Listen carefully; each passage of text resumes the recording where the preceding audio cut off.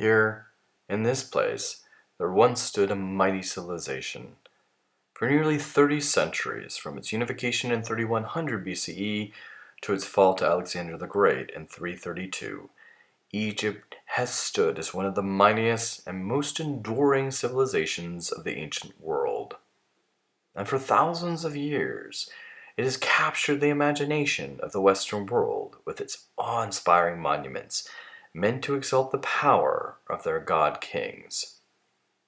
Today, we will be exploring the world of ancient Egypt, from the time of its first pharaohs to its fall beneath the yoke of mighty Rome. We will look at the role of art and architecture in communicating the power of kingship and the link between the kings and the divine. And here we have the Nile, the source of all life in Egypt. It's along the Nile that the Egyptian civilization first begins to flourish, taking advantage of the annual floods and the fertile soil of the river valley. Around 3400 BCE, two separate kingdoms begin to rise, the Red Land to the north and the White Land in the south. A king in the south, calling himself Scorpion, or Menes, or Narmer, tries unifying the two kingdoms, becoming the very first pharaoh or god king.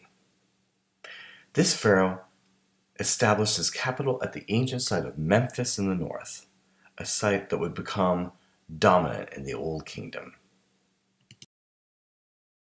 Our story begins in the pre-dynastic, around 5420 BCE.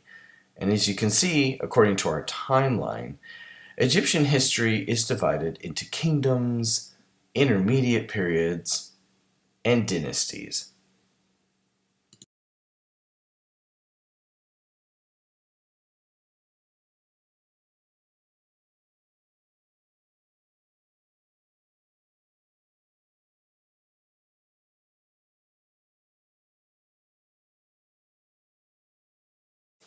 Without a doubt, the Narmer palette is one of the most striking artifacts to have survived the pre-dynastic period of Egypt. Rendered in low relief in front, if we even assume it's the front, we have the larger-than-life figure of Narmer. He's about to strike down his enemy with a mace. This larger-than-life depiction is something we call hieratic scale. We saw it earlier with the stele of Naram Sin and the standard of Ur as a way of distinguishing the divine king from everyone else. Here, Narmer also sports a pleated skirt and a head-jet crown of Upper Egypt. Overlooking the scene is the god Horus in bird form. He appears perched on the lotus blossoms sprouting from the remains of a fallen foe. The bird's glance falls directly upon Narmer, upon the king. In the upper left and right we find bowls, possibly associated with power and virility, or perhaps the goddess Hathor. In the lower register we find two figures beneath the feet of the ruler, perhaps trying to escape his gaze, swimming away across the Nile. On the reverse appear the same bowl-like figures in the upper corners. They lock eyes with the viewer.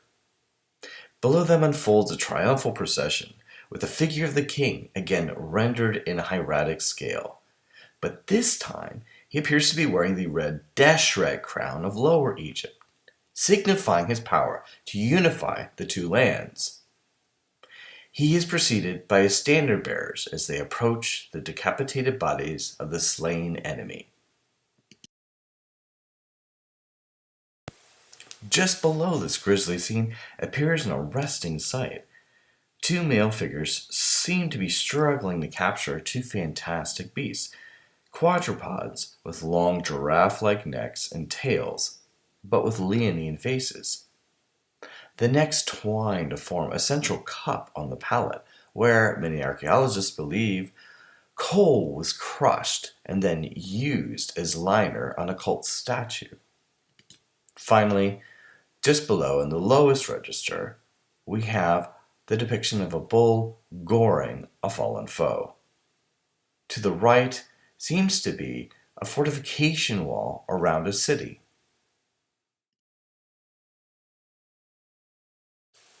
Let's start off with the Old Kingdom, or Ancient Egypt's Golden Age.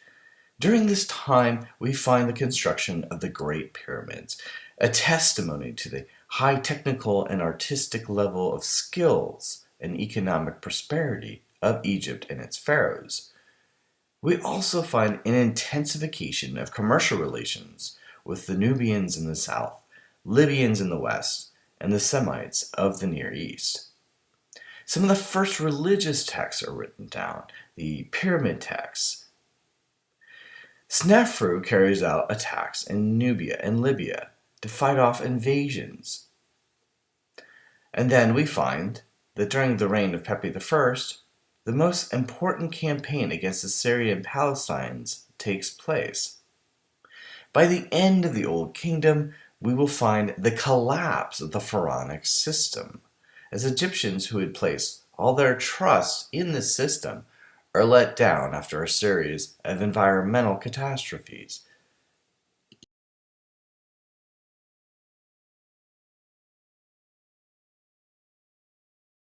The Grand Pyramids of Egypt have meager beginnings in the Old Kingdom. On the left, you have a diagram of various mastabas. These are trapezoidal structures made of mud brick and serve the purpose as burial chambers.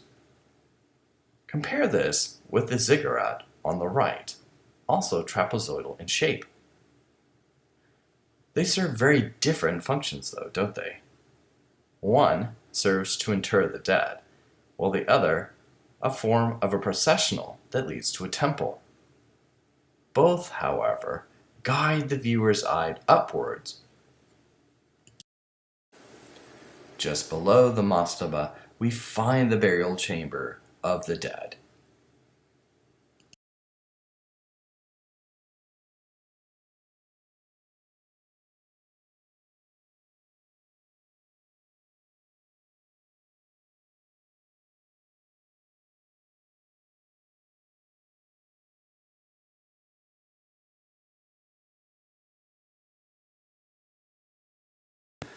Now, things change slowly in the ancient world, but when they do, they can often be quite dramatic. Take the mastaba of Shepsekov in South Saqqara, Egypt, dated to 2500 BCE. It appears to be an attempt to stack one mastaba on top of another.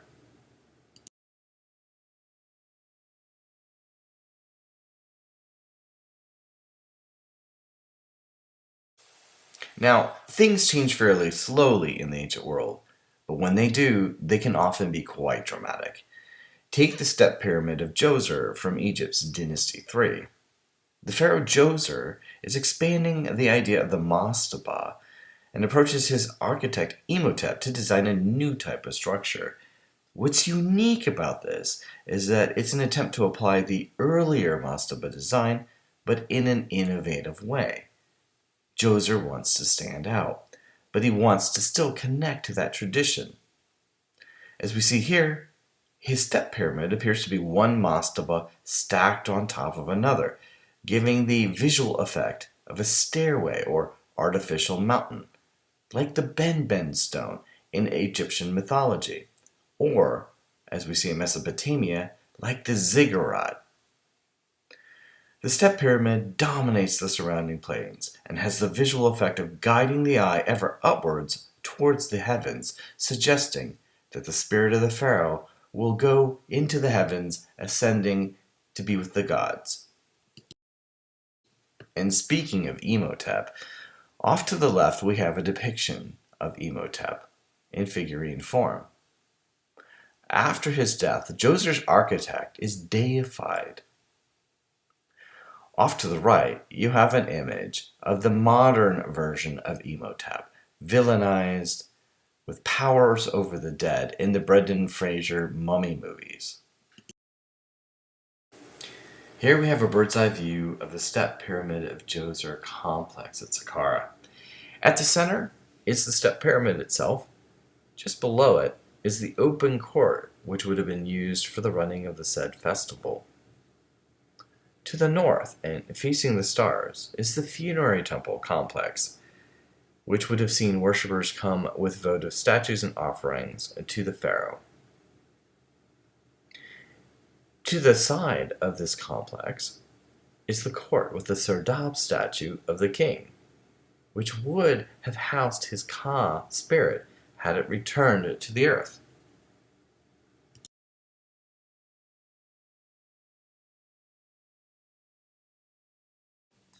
The Giza Pyramid complex consists of the Great Pyramid, known as that of Cheops or Khufu, which was constructed in 2580 to 2560 BCE.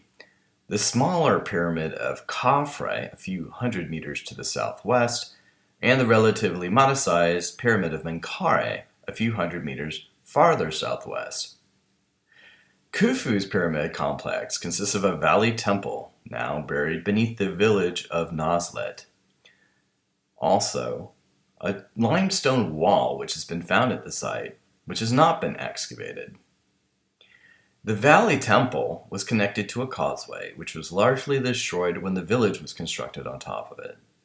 The causeway led to the mortuary temple of Khufu. Of this temple, the basalt pavement is the only thing that remains. The mortuary temple was connected to the king's pyramid, and the king's pyramid, completed in 2560 BCE, has 3 smaller queen's pyramids associated with it, and 3 boat pits. Each of these pits contained a ship, and the 2 pits on the south side of the pyramid still contained intact ships when excavated. These ships were believed to communicate the pharaoh across the Nile to the land of the dead. Khafre's pyramid complex consists of a valley temple, the Sphinx temple, a causeway, a mortuary temple, and the king's pyramid. The valley temple yielded several statues of Khafre, which could possibly have housed his Ka on his return from the land of the dead. Menkaure's pyramid complex consisted of a valley temple, a causeway, a mortuary temple, and the king's pyramid. This temple also contained several statues of Menkaure. The famous Sphinx dates to the reign of King Khafre, and it is believed was constructed by him. There are a multitude of competing theories about how the ancient pyramids were constructed. Some include using a system of logs as rollers to carry the huge stones from their quarries to the site of the pyramid complex. Another is using huge earthen ramps to move the stones into place at various levels on the pyramid. Architects would have selected a site relatively flat in area, such as bedrock, not sand, which provided a stable foundation. And after surveying the site and laying down the first level of stones, they would have constructed the pyramids in horizontal levels, one on top of the other, just as we see with our mastabas and the step pyramid of Djoser. The purpose of the pyramids of Giza were thought to be constructed to house the remains of deceased pharaohs who ruled over ancient Egypt. The ancient Egyptians believed a portion of the pharaoh's spirit, called his Ka, remained in his corpse, so proper care of his remains were necessary to ensure that the pharaoh completed his duties as king of the dead. In the image here, you see the Great Sphinx, protecting the bodies of the pharaohs and dominating the plains surrounding the Giza Plateau. The Sphinx is a hybrid, half man, half lion, king of beasts.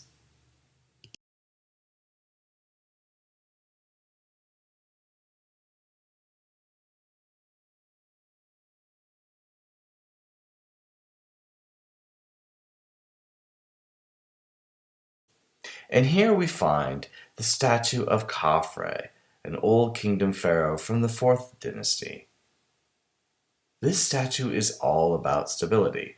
It's rendered in diorite, a rare imported stone. The veining of the stone makes it appear interesting. Khafre is shown seated, with a strong frontal gaze that meets the viewer, clenched fists, He appears youthful, idealized, strong, serene. If you were to compare him to Narmer on the Narmer palette, he certainly wouldn't seem as belligerent. Just behind his head appears the god Horus as a falcon, his protector, and a symbol of the mandate of heaven, or the right to rule. On the sides of Khafre's throne appear two lions, another sign of power and kingship.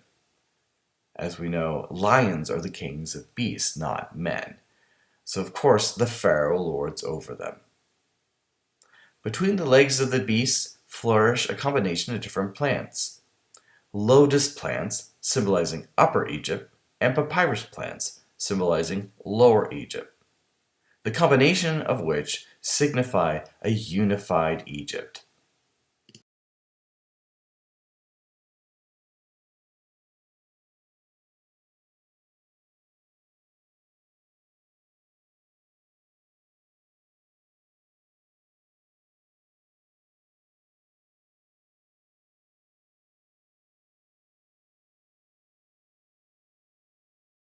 Another example of regal power is the statue of Menkaure and his wife, Khamene'tep II.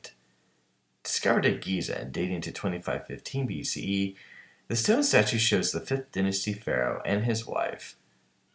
The pharaoh appears with a rigid stance, but he's athletic and fit, idealized. His wife has her hand wrapped around him, supporting him. The attention the sculpture has paid to her breasts and pelvic triangle insinuates her ability to bear offspring for the pharaoh, to continue the royal line and thus provide stability.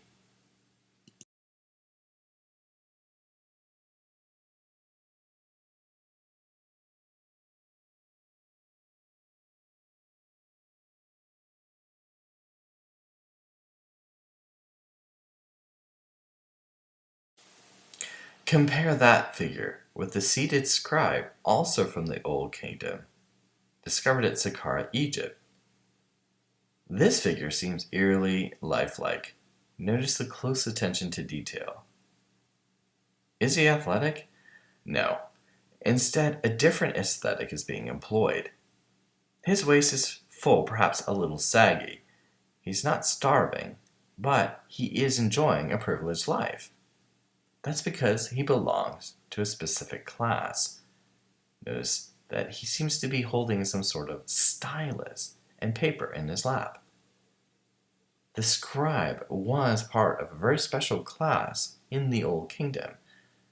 Perhaps not even the pharaoh himself could read and write, but relied on his scribes. And so this individual enjoys a special sort of status in the royal court.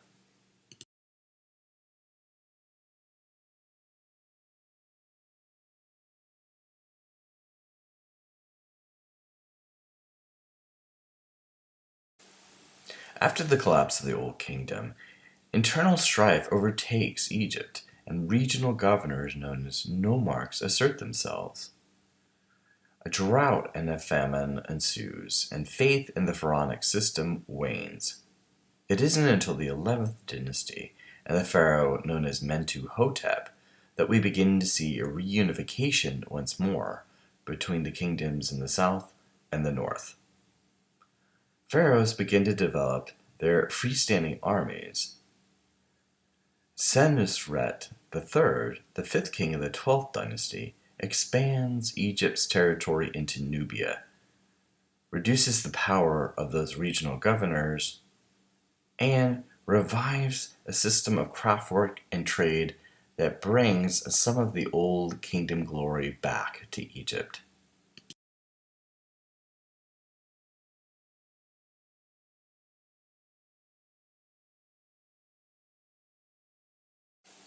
Senusret's portraiture is some of the most recognizable in all of Egyptian art.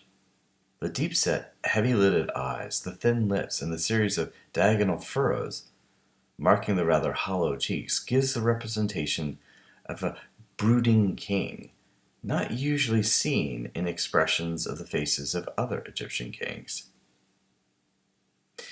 This face is set atop the traditional idealized body of an Old Kingdom pharaoh.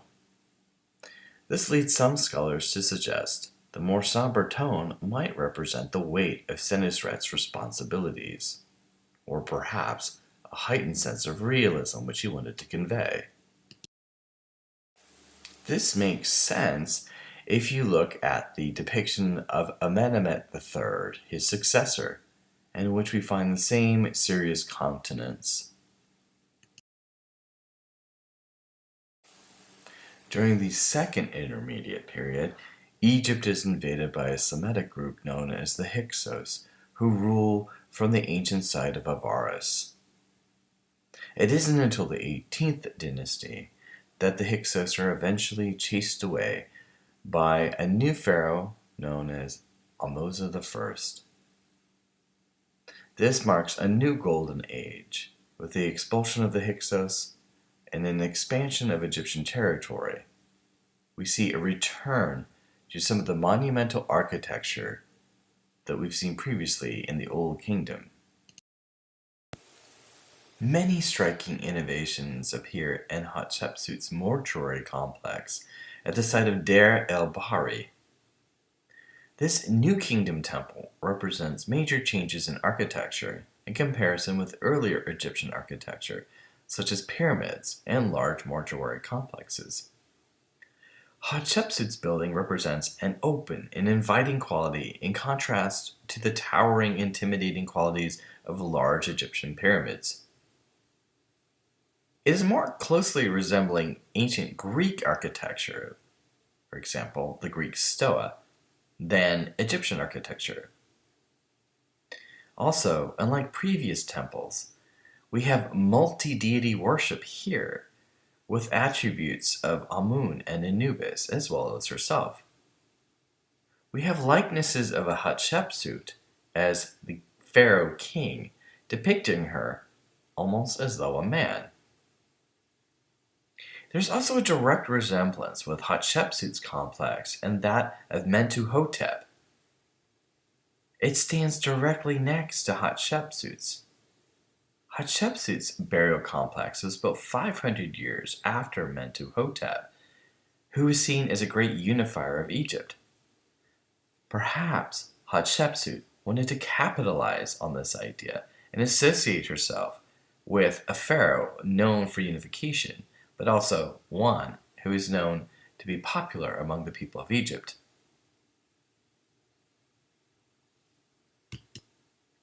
Notice, too, how the mortuary complex almost morphs into the side of the mountain. It draws the eye upwards and uses the natural features of the peak to guide the eye up and make one think of the pharaoh's spirit ascending again to the heavens.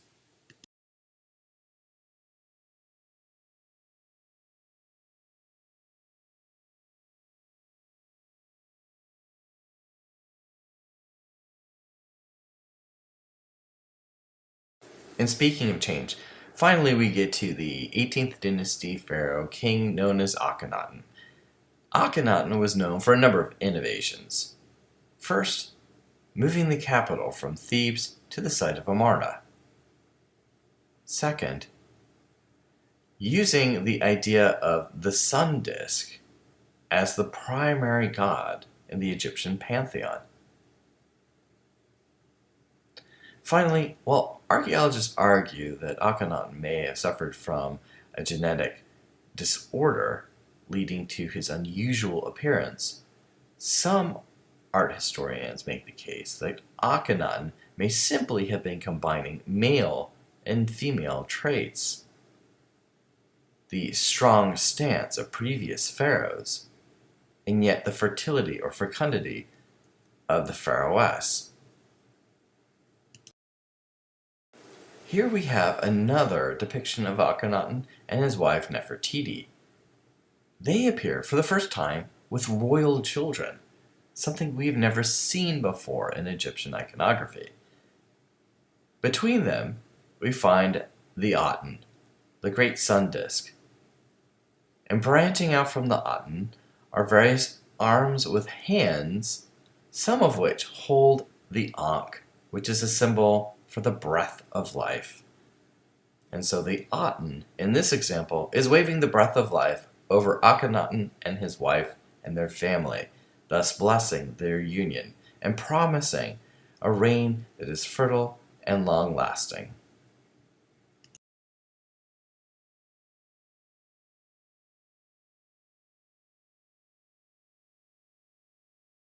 Inarguably, one of the most recognizable artifacts of ancient Egypt is the golden funerary mask of the boy king Tutankhamun.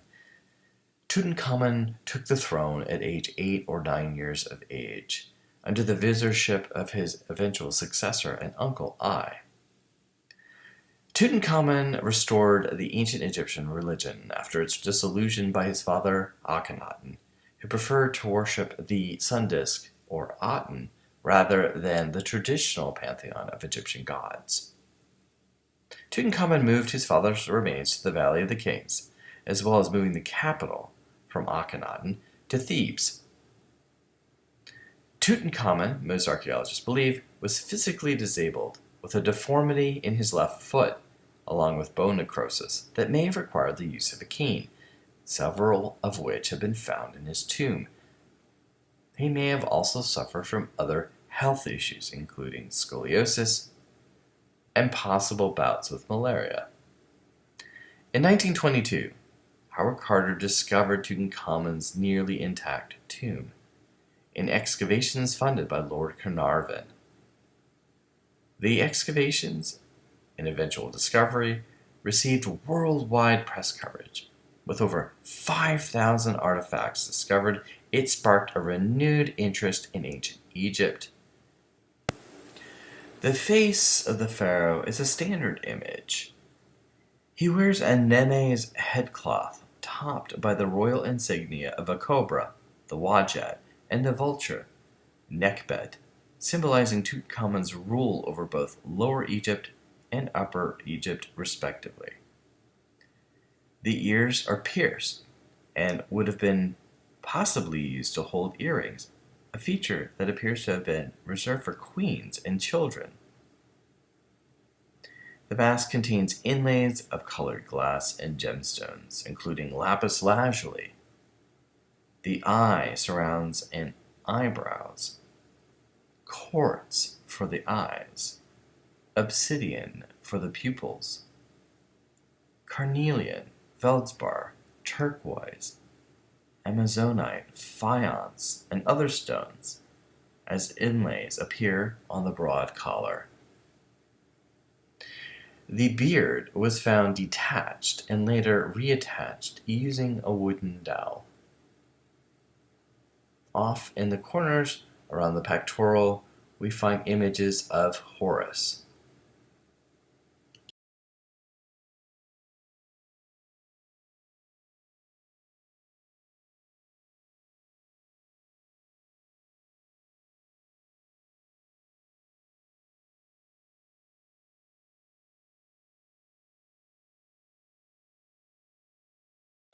And speaking of the afterlife, here we have a rare glimpse at the papyrus of Ani.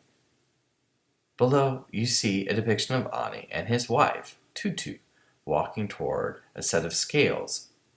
Ani's heart, or Ib, is placed on the scales opposite the great feather of truth.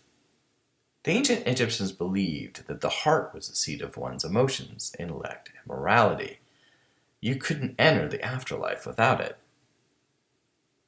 You can see the god Anubis checking the scales, and Thoth recording the process and outcome. Ani's Ba, or spirit, seen as the human-headed figure, is watching the process. At the top of the scene, there are 12 gods and goddesses overseeing the process, making sure that it's fair. To the far right, behind Thoth, is the demon Amet, who awaits the verdict and, possibly, dinner. If Ani's heart is too heavy, Amet will consume him. He will be devoured and cursed to an afterlife of oblivion. If the heart is balanced, the deceased would, of course, return to the land of the living with his Ba.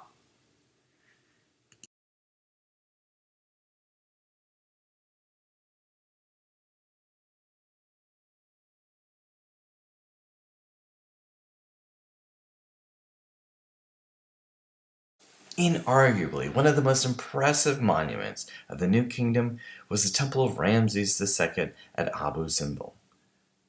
The sheer size, 65 feet in height, of the four-seated statues of Ramses was enough to project a sense of overwhelming power. The figures of the king's favorite wife, Nefertari, and their children, placed beside his legs, appear more like Ken and Barbie dolls in comparison.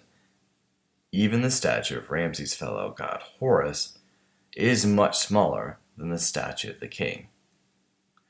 Amazingly, the entire site had to be moved lock, stock, and barrel in 1968 owing to the construction of the Aswan Dam.